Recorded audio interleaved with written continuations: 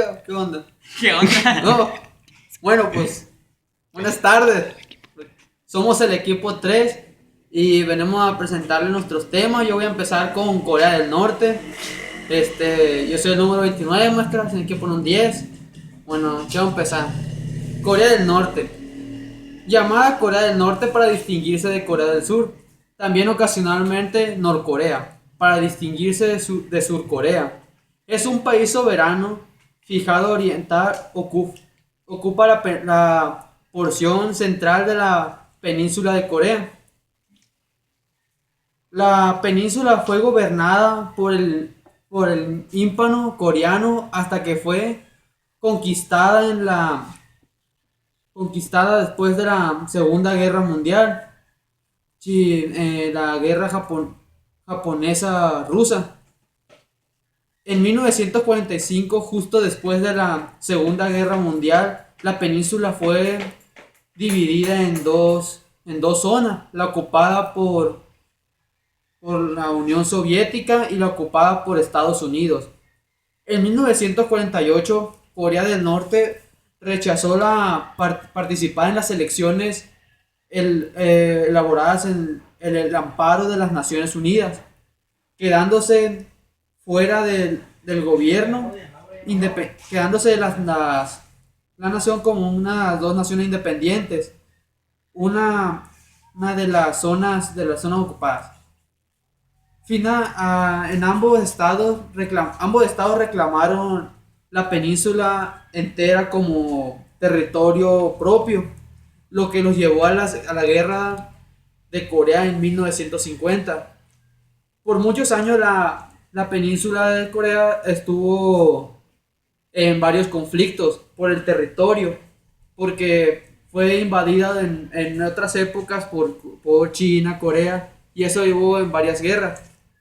Después de la Segunda Guerra Mundial, la Unión Soviética y Estados Unidos tomaron parte de esas islas, quedando divididas en dos naciones, como ya mencionaba, por esas grandes potencias, lo que orilló a Corea a prepararse para defender y recuperar el territorio. Ya en esas circunstancias, eso los orillaron a la guerra de Corea. Y en 1950 fue cuando se surgió estos conflictos. Cuba era un país que, pues... Pero di tu nombre, Marlon. Tu nombre y tu número de lista. Cierto. ¿Lo vas a echar de todos modos? No, pues no lo voy a... Así lo voy a subir, güey, no hay pedo, dilo, hombre. Sí, así. Bueno, pues... Cuba tras la caída de la Unión Soviética. Que digas tu nombre, güey, y tu número de lista. Raúl Maro, número 9. Ándale. Ahora sí, despláyate, Cuba güey. siempre ha sido un país muy humilde en todos los aspectos, siempre ha carecido de muchas cosas. Su economía siempre ha estado en un desnivel muy notable. Y pues llegó el punto en el que se quisieron independizar de otras naciones. No querían tener que estar atados o amarrados a otras comunidades para poder subsistir. Esa fue una meta que se propuso, se instauró por Fidel Castro. Y dado el momento en que se dieron cuenta que no lo podían lograr, Fidel Castro pues propuso su renuncia, lo cual el pueblo cubano no lo aceptó.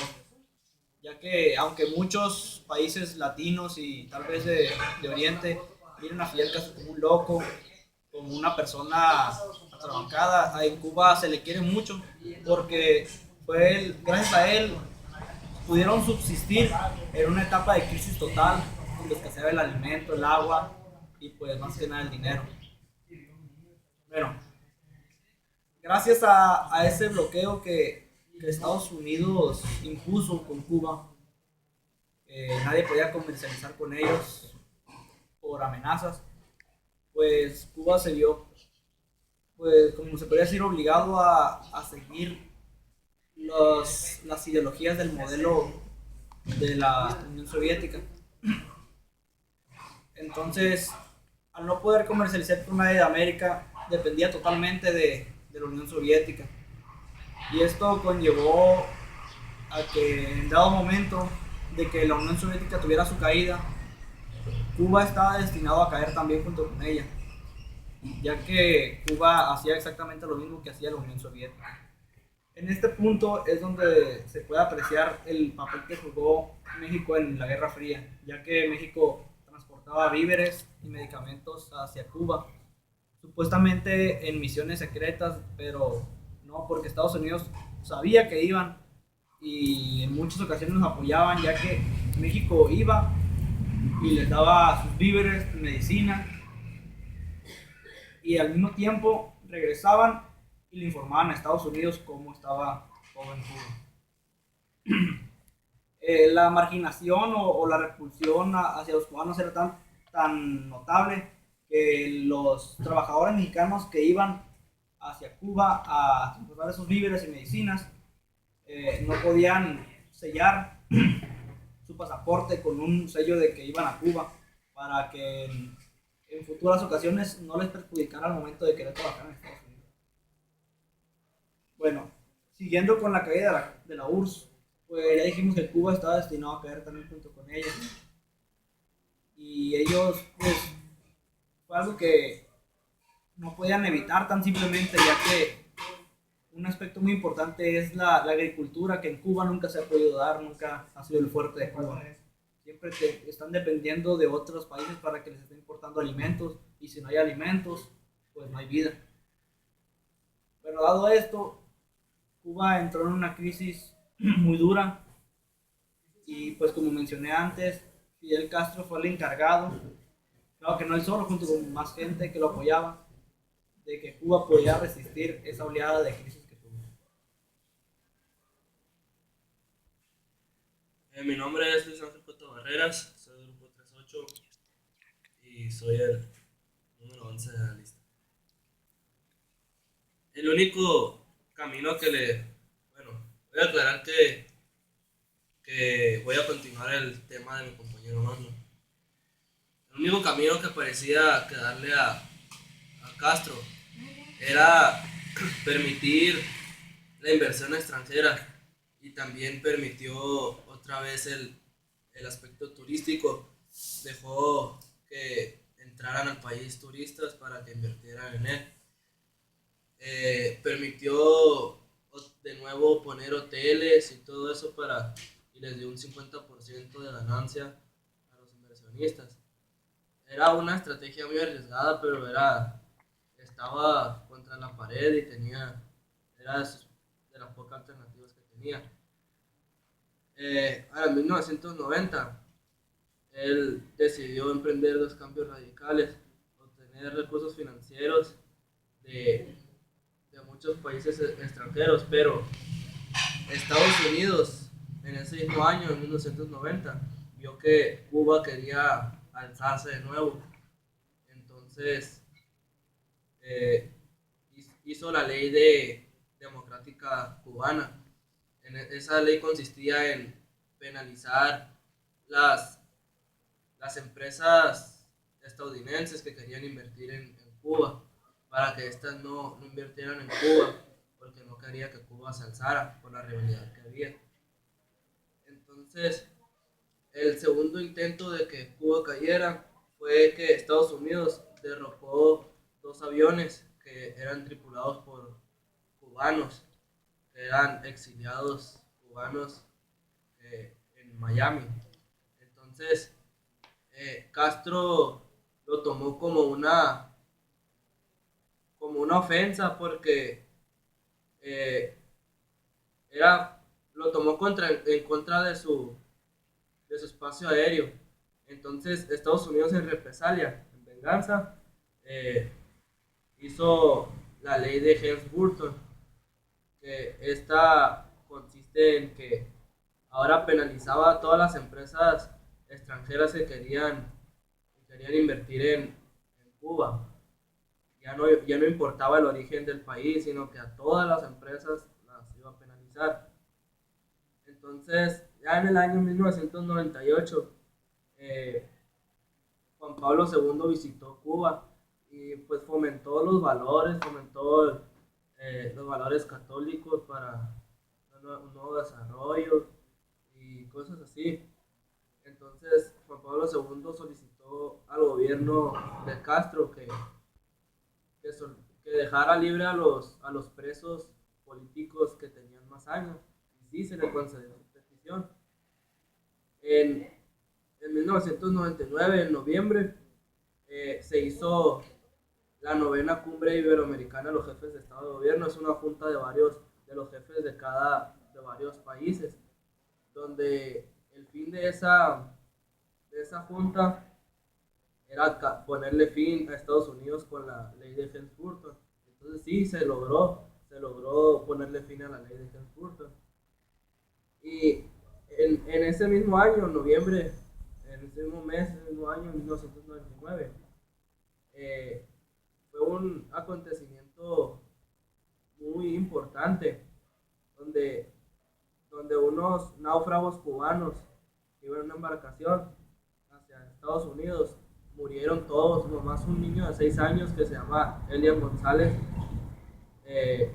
llegó a Miami, Florida, ahí donde lo recogieron los estadounidenses y llegó con su familia que estaba en Estados Unidos, familia cubana.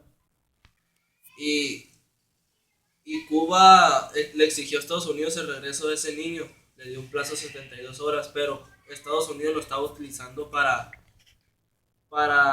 obtener los votos de los cubanos exiliados en Estados Unidos.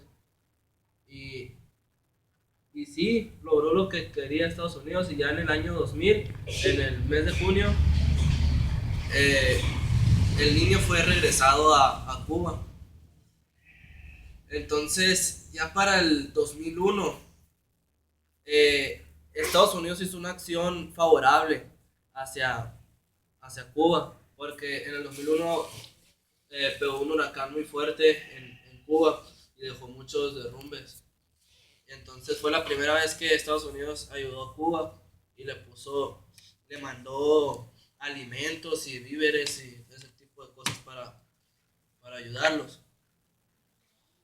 Entonces, en ese mismo año, se cerró la base de espionaje electrónica de Rusia que estaba en Cuba. Con ese cierre de esa base, se terminó la única relación que había entre Rusia y Cuba, ya era lo único que quedaba. Entonces fue un golpe duro para Castro, porque Castro recibía $200 millones anuales por tener esa base ahí, y perdió también fuerzas de inteligencia. Y pues fue un golpe duro porque no tenía de dónde obtener dinero, y ese era algo que le entraba a él era capital que le entraba extra. Y entonces ya perdió totalmente la relación con Cuba. En el asunto de los derechos humanos ayudó mucho a Cuba porque los cubanos no tenían de dónde protegerse. Entonces, los las compañías o los grupos que protegían los derechos, pues ayudaron mucho a estos habitantes. Entonces se declaró a Cuba como autoridades que habían adoptado unas medidas enérgicas, porque a todo el que se le ponía en contra, actuaban en contra de él muy... Espérate. Ya,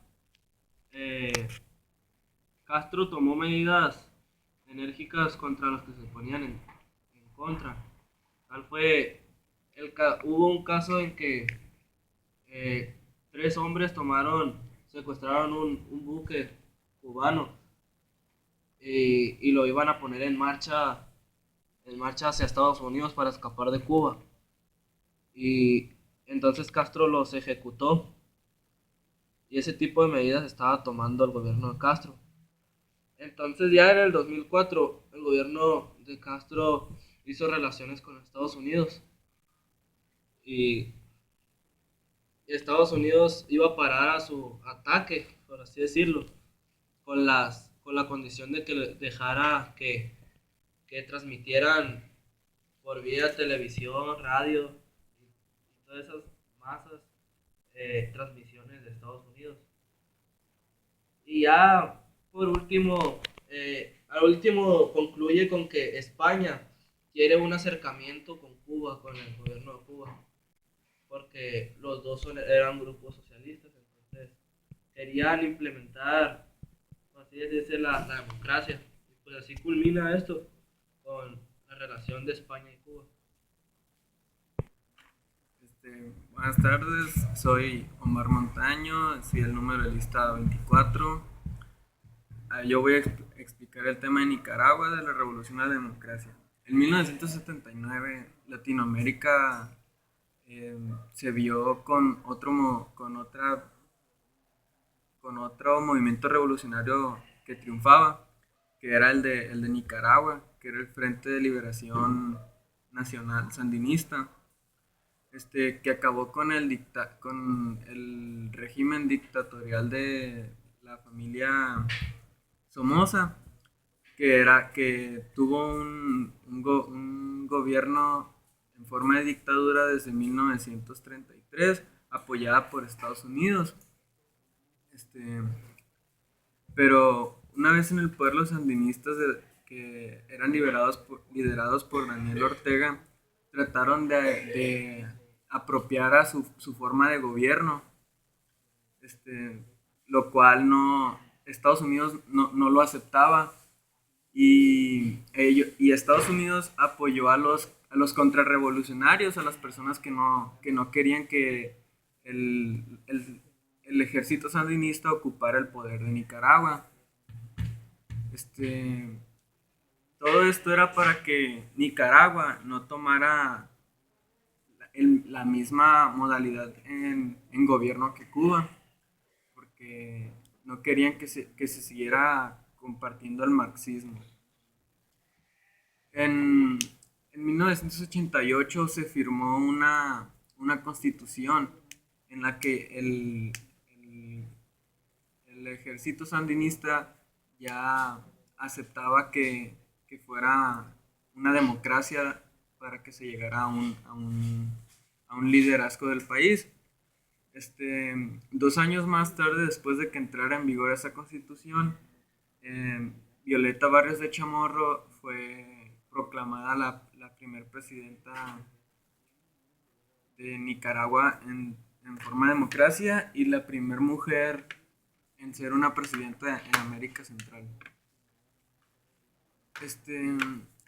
Al iniciar su gobierno, Barrios de Chamorro empezó a intentar a poner en marcha sus planes de gobierno, pero no fueron tan efectivos, y las personas no los aceptaban. Sus reformas eran diferentes a la de los gobiernos anteriores, y eran menos provechosas para las personas. El fracasado intento de Chamorro por intentar meter a personas que eran combatientes del ejército sandinista a su gabinete presidencial fue frenado, y empezaron a surgir nuevos grupos de rebeldes, los cuales intentaban que esa democracia que se supone tenía Nicaragua sí fuera una democracia.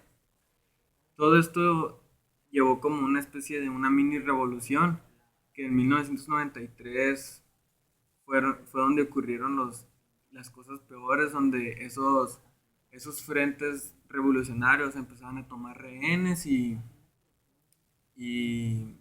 que al final los soltaron, pero causaron mucho temor entre la población civil. Balazos.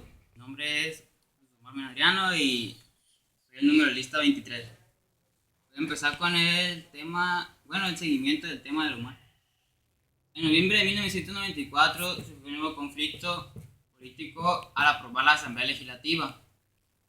Las reformas provocaban una crisis institucional que dio la detención o paralizó las actividades políticas y legislativas. Esto de las políticas y legislativas fue que pararon todo, como por ejemplo todas las campañas políticas y la detención de nuevas leyes o como proposiciones. Luego finalmente llegó un acuerdo que permitió la aprobación de reformas. Esta reforma incluía que la duración de un presidente se reducía de 6 a 5 años, que era una reducción no muy así, pues no muy elevada. Luego, a finales de 1998, se produjo en el paso del territorio nicaragüense el huracán Mitch, que pasó mucho durante Centroamérica. Este huracán dejó muchos catástrofes, la destrucción de casas, familias, muertes de personas, desaparecidos, y fue un catástrofe mayor. También se dieron las elecciones de 2001. Estas elecciones de 2001 fueron por dos candidatos. Un candidato liberal, Enrique Bolaños, que obtuvo el 53%, y triunfando contra el candidato Daniel Ortega. También el 7 de diciembre de 2003, el presidente alemán fue condenado a 20 años de prisión. ¿Por qué? Porque era mucha la corrupción que él tenía y tenía carácter violento, así pues. Y esto se dio a que pagara la multa de $17 millones. Y entre los delitos que hizo fue desviar $100 millones a fondos estatales por sus compañías. Luego, el 17 de diciembre, Nicaragua, Guatemala, Honduras y El Salvador firmaron un acuerdo de libre comercio. Ellos se unieron y firmaron un acuerdo de libre comercio con el mercado de Estados Unidos. Según los aranceles y otras tierras comerciales, los sectores de agricultura industrial, alimentaria, inversiones, servicios y propiedad intelectual se eliminarían gradualmente. Esto dio que a la unión del Tratado de Libre Comercio entre los países esos mencionados y Estados Unidos dio que hicieran como una unión en su comercialización de agricultura e industrias y otras formas, y así crecer económicamente.